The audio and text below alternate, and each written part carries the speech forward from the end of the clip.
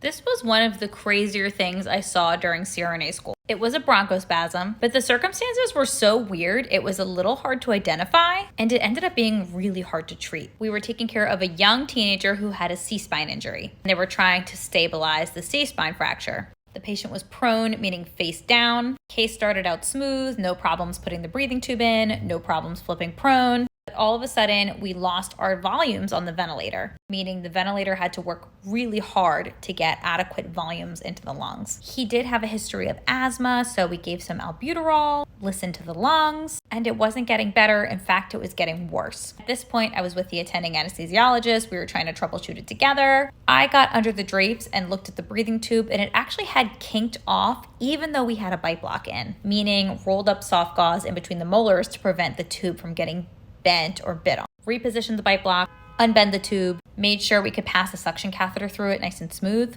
It still didn't fix the problem. In fact, the volumes continued to get worse. Listened to the lungs again. We could barely hear air moving at all now. The patient had progressed to a full bronchospasm. We continued to give albuterol. We turned up the sevoflurane gas. Has bronchodilating effects, relaxes the airways. We gave some ketamine, also has bronchodilating properties. Sats are going down at this point. We're talking about stopping the surgery to flip supine. Nothing was working, so we made up a bag of dilute epinephrine.